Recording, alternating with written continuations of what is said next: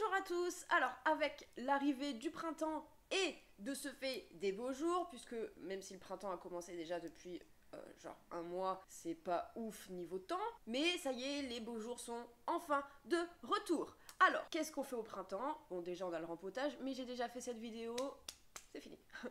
Mais par contre, on va surtout mettre de l'engrais à nouveau dans nos plantes pour pouvoir leur donner des nutriments et les faire pousser.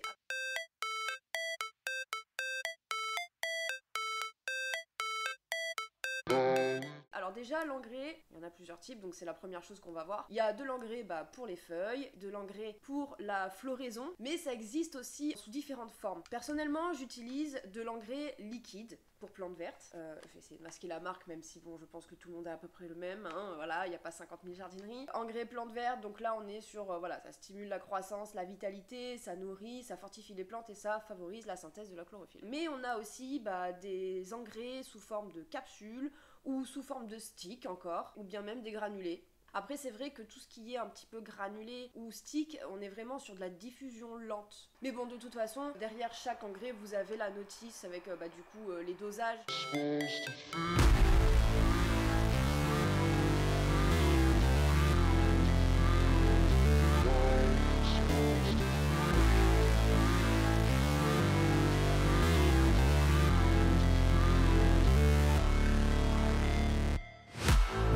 Deuxième chose très importante, à partir de quand on fertilise et quand on arrête, on commence à fertiliser, donc techniquement en mars, on va arrêter à la fin de l'été. Généralement c'est fin septembre, ici on est quand même plus sur du fin octobre quand même parce qu'il fait genre grave beau tard. Voilà, ça dépend aussi de là où vous vous situez. Combien de fois est-ce qu'on met de l'engrais? Sur internet on trouve un petit peu tout. Personnellement moi sur un mois de 4 semaines, je fais engrais, sans engrais, sans engrais. Voilà. Une semaine sur deux, comme ça au moins, voilà, ils ont le temps de faire leur truc. Et je trouve que ça fonctionne plutôt pas trop mal.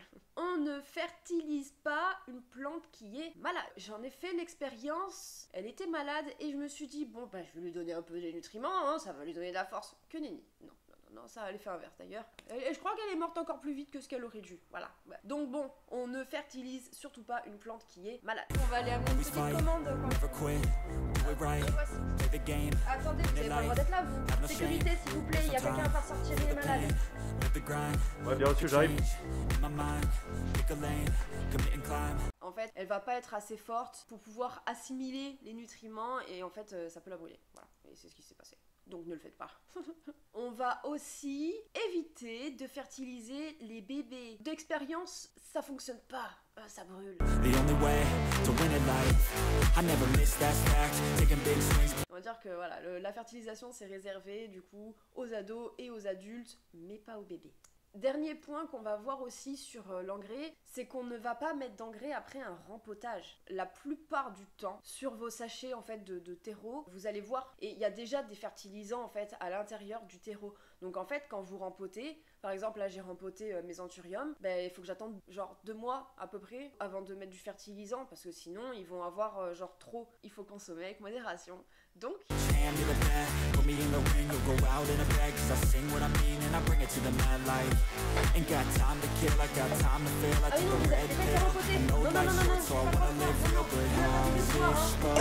on limite, on attend 1 mois et demi, 2 mois avant de commencer à mettre du fertilisant dans l'arrosage ou en stick ou en granulé ou blablabla. Voilà. Hein, vous avez compris le principe. Alors, un autre petit truc qu'il faut penser, c'est que quand vous arrosez avec votre engrais, surtout, ne touchez pas les feuilles. Si l'engrais a le malheur de toucher une feuille, vous avez quand même genre 70% de chances que vous vous retrouviez avec une brûlure derrière.